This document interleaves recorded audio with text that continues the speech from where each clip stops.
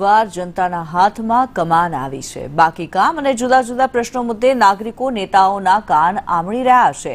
વલસાડના ધરમપુર નગરપાલિકામાં ચૂંટણીનો ધમધમાટ શરૂ થતા નગરપાલિકાના રહીશો બાકી કામ ગણાવી રહ્યા છે।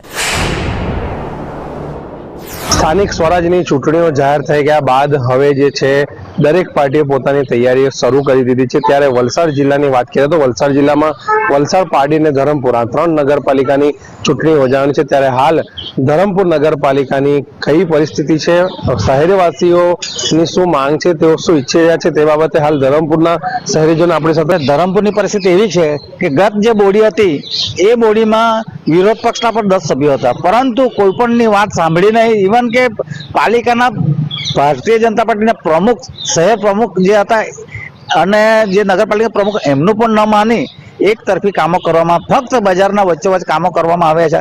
અત્યારે જોઉં તો કોઈ રસ્તાના ઠેકાણા નથી।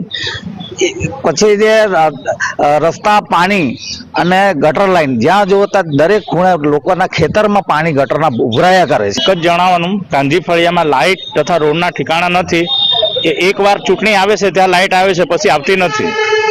મારે રોડ રસ્તા લાઇટ જોઈએ છે ને પાણીની સગવડ જોઈએ છે। આદિવાસી વિસ્તારમાં જે રસ્તાના છે, આજથી અમારે 5 વર્ષ પહેલા બી જે પરિસ્થિતિ છે, જે લોકોને અમે છૂટીને મોકલે છે પાછા આવતા નથી। અત્યારે બી એ જ પરિસ્થિતિ છે। હવે પછી જે બી આવે આપણા કામ થવું જોઈએ, બસ બધા બહુ આવી ગયા છે। ખોટો એમ દિલાસો જ આપે છે કે તમારું કામ થશે થશે, એકવાર આવીને જોઈને જતા છે, પાછું કોઈ આવતું નથી। આખું આ રસ્તાવાળું છે, આખું આ બધું આમ કાર્યકર્તા આવે કહી જાય, પછી આવે પછી છૂટા પડીએ પાછા।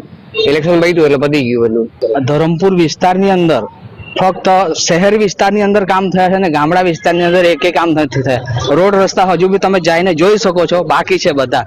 અને ગટર એક ગટર ખોદે છે, પછી પાછી પૂરે છે, પછી પાછા ફરી ખોદે છે, વારંવાર ખોદકામ કરવામાં આવે છે। તો ત્યાં 108 પણ નહીં જઈ શકતી અને ગામના લોકોને તકલીફ વધારે પડે છે। સમસ્યા તો બહુ ઘણી છે। જ્યારે કે આ જે રોડની બિલ્ડિંગ જો ભરાય છે ને, એટલે ગટર લાઈન જે ખરી ને એની પહેલી સમસ્યા દૂર કરવી જોઈએ। કેમ કે જ્યાં એપાર્ટમેન્ટ બને છે ત્યાં ગટર લાઈનની કોઈ યોજના જ નથી અને ખાડકુવા ઉભરાય અને દરેક ખેતરોમાં જાય, આજુબાજુના લોકો હેરાન થાય।